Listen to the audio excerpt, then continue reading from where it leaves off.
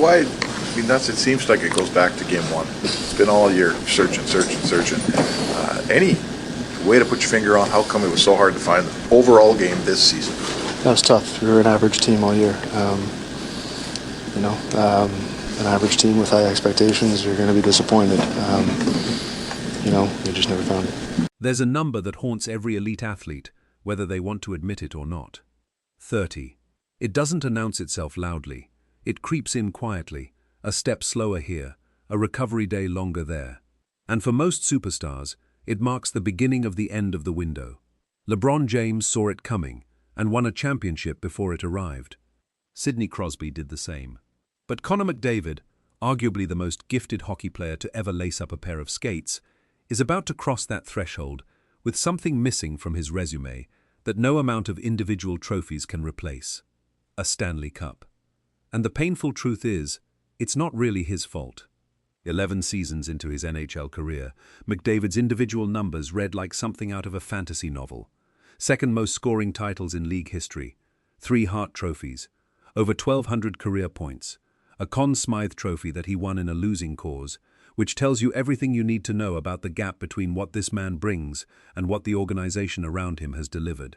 He has done everything a player can possibly do in this sport, short of hoisting the one trophy that actually defines a legacy in the minds of the hockey world. And yet, here we are, having the same conversation again. The Edmonton Oilers have had every opportunity to build a true championship team around the greatest player of this generation. Instead, they handed him 8 different head coaches, a revolving door of failed goaltenders, and a front office culture that seems structurally incapable of long-term thinking. The question stopped being whether the Oilers have wasted McDavid's prime a long time ago. The question now is how much prime is even left. Start at the foundation, because that's where the cracks first appeared. When McDavid entered the league in 2015, Edmonton was already a franchise carrying years of dysfunction on its back. The belief was that a generational talent would force the organization to grow up, and for a brief stretch, it looked like that might actually happen. But while other franchises were quietly building sustainable depth through the draft, the Oilers were doing just enough to stay relevant, without ever fully committing to a championship-caliber roster.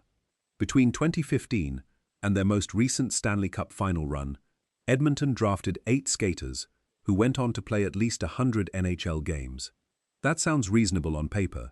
The reality is something else entirely. Only one of those players, Evan Bouchard, is still in the building. Jesse Puljujärvi, Kyle Yamamoto, Ryan McLeod, Philip Broberg, Dylan Holloway, Vincent Descharnay, and Michael Kesselring all proved they belonged in this league, and every single one of them is now wearing a different jersey. 3 of those departures cut the deepest.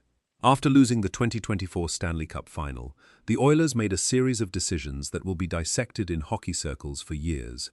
McLeod, Holloway, and Broberg, 3 young, ascending players with genuine NHL futures, were all allowed to walk. In their place, Edmonton brought in Jeff Skinner, Mattias Janmark, and Victor Arvidsson, all of them on the wrong side of 30. Skinner and Arvidsson are already gone. Broberg and Holloway, meanwhile, are thriving in St. Louis, developing into exactly the kind of top-of-the-lineup contributors the Oilers were desperately searching for. The compensation Edmonton received in return for 2 of those players, a second and a third-round pick. That's it. That's the trade. You can accept a mistake in the draft. Every franchise in this league has made them. But there is a specific category of mistake that is much harder to stomach. The kind where the correct answer was sitting right in front of you, plain as day, and the organization still looked the other way. In the 2021 NHL Draft, Edmonton held the 20th overall pick. Jesper Wallstedt, widely regarded as one of the most promising goaltending prospects in recent memory, was still on the board. Many analysts had projected him to go inside the top 10. For a franchise that had spent the better part of a decade cycling through mediocre netminders and treating the position like an organizational afterthought, the path forward seemed obvious. Take the goalie, build around him. Finally give McDavid the last piece he had never had. The Oilers traded back and selected forward Xavier Bourgault instead. Wallstedt, now 23 years old, just finished his rookie season with a .916 save percentage and 4 shutouts in 35 starts, after helping push the Wild deep into the playoffs. Bourgault was eventually traded to Ottawa without ever finding his footing on the roster. Sit with that one for a moment, because it is not just about one draft pick. It is about a recurring pattern, a culture of decision-making inside the Oilers organization that has consistently chosen the short-term over the sustainable, veterans over youth, and the safe play over the bold one. And through all of it, McDavid has been out there doing extraordinary things, night after night, waiting for the people around him to catch up. The goaltending situation remains the single most glaring weakness on this roster. Stuart Skinner, Calvin Pickard, Tristan Jarry. These are not Stanley Cup winning goaltenders, and the numbers are not shy about saying so.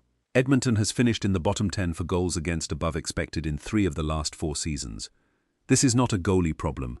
It is a goalie crisis that has stretched across nearly a decade, and nobody in that front office has ever treated it with the urgency the situation demands.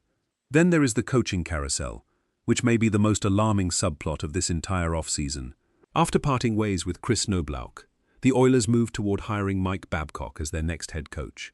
This is not a redemption narrative.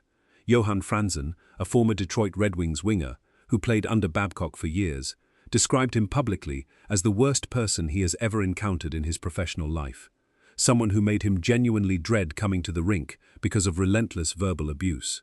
In Toronto, Babcock asked Mitch Marner to privately rank his teammates by work ethic, promised it would stay between them, then read the list aloud to the entire team. In Columbus, he went through players' personal phones, private messages, photos, personal conversations, under the pretense of building relationships. That is the man now holding the keys to Connor McDavid's locker room, the 8th head coach of his career. There was a moment, not that long ago, when it genuinely felt like Edmonton might pull this thing off. Back-to-back Stanley Cup final appearances gave the fan base real reason to believe the window was open and the pieces were finally falling into place. Then this past season unfolded. A first-round exit against the Anaheim Ducks, a young, inexperienced team that had no business beating the Oilers, and did it anyway. McDavid is 29 years old. The clock is not ticking anymore. It is screaming.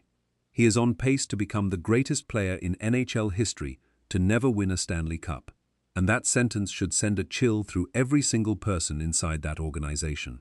Because when that becomes the permanent headline, and it will become the permanent headline if nothing fundamentally changes, the blame will land exactly where it belongs, on the franchise that had the greatest player of a generation and still could not figure out how to build the right team around him. Any roster with McDavid and Leon Draisaitl at the top deserves to be treated seriously. That part is true. But elite talent at the top only carries you so far when everything beneath it is held together with short-sighted decisions and organizational denial. The prime years do not stretch on forever. Edmonton has already burned through most of them. The only real question left is whether the Oilers have the self-awareness to look honestly at everything: the draft misses, the goaltending failures, the roster decisions that aged poorly within a single season, the coaching carousel, and genuinely change direction before the window closes for good. Connor McDavid has held up his end of this deal. Every single night, for 11 years, without complaint, he has held up his end. The Oilers have not done theirs.